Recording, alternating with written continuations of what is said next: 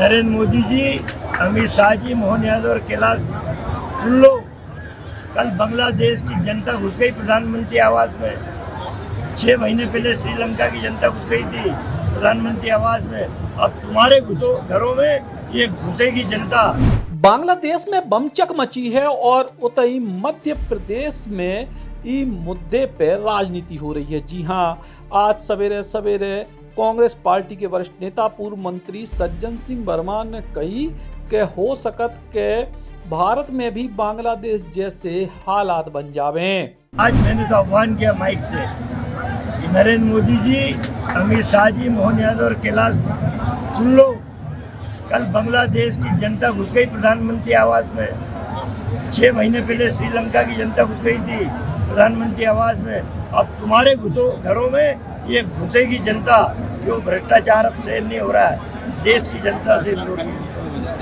अब कांग्रेस नेता को जो बयान हतो सो भाजपा की तरफ से तीखी प्रतिक्रिया तो आनी हती। भारतीय जनता पार्टी के विधायक रामेश्वर शर्मा ने तो जम के आड़े हाथ ले लो कांग्रेस पार्टी को। मानसिक दिवालियापन है, चाहे सज्जन सिंह वर्मा हो या सलमान खुर्शीद हो। किस भाषा बोलना चाहते हैं? क्या कांग्रेस आतंकवाद की भाषा बोलेगी? क्या कांग्रेस जमात इस्लाम की भाषा बोलेगी? क्या कांग्रेस के नेता प्रधानमंत्री जी का, नरेंद्र मोदी जी का घर जलाने की बात करेंगे? अरे कांग्रेस के नेताओं, भारत का संविधान दिखाने के लिए नहीं, पढ़ने के लिए। बाबा साहब अम्बेडकर के संविधान में जो लिखा है वो पढ़ो। लोकतांत्रिक परंपरा में जीता है भारत, भरोसा करता है। श्रीमती इंदिरा गांधी ने देश में आपातकाल लगा था, 19 महीने तक लोगों को जेल में डाला था। पकड़ कर लोगों को घरों से खींच कर जेल में ले गए, नशबंदी करी, कठोर से कठोर सजाएं दी श्रीमती इंदिरा गांधी ने। तो भी किसी भी नेता और कार्यकर्ता ने ये नहीं कहा कि हम प्रधानमंत्री का घर जलाएंगे। हम प्रधानमंत्री, ये भारत के 140 करोड़ की आस्था, भरोसा और बाबा साहब अम्बेडकर के संविधान के द्वारा दायित्व का पद है। इसको घर जलाना, इसका मतलब कांग्रेस अब जमात इस्लाम की भाषा बोल रही है, कांग्रेस अब आतंकवाद की भाषा बोल रही है, कांग्रेस अब बांग्लादेश के आतंकवाद से प्रेरणा ले रही है, कांग्रेस क्या पाकिस्तान के आतंकवाद से प्रेरणा ले रही है?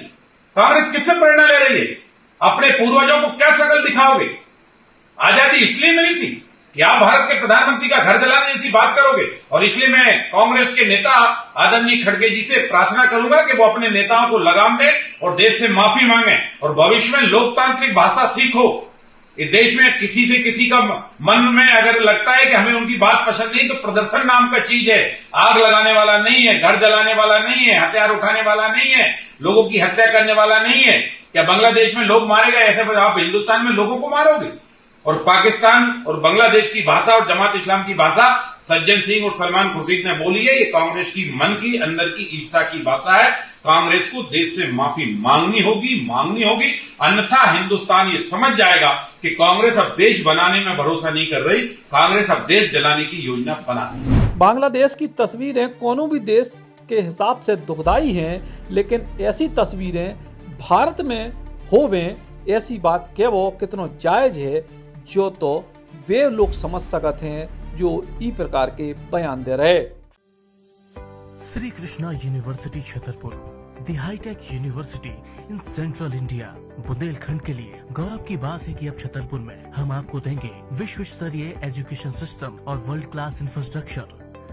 कोरोना जैसी महामारी के दौर में अब महानगरों की भीड़ भाड़, अत्यधिक खर्च से बचे तथा अपने घर एवं अपने शहर में रहकर ही विश्व स्तरीय रोजगार उन्मुखी शिक्षा को प्राप्त करें और महानगरों में होने वाली परेशानी से बचे, क्योंकि कोरोना ने हमें सिखा दिया है कि हम महानगरों में सुरक्षित हैं या अपने शहर और घर में। इसीलिए श्री कृष्णा विश्वविद्यालय आपको देगा राष्ट्रीय शिक्षा नीति 2020 के अनुसार तैयार पाठ्यक्रम और कोर्स में प्रवेश के अवसर,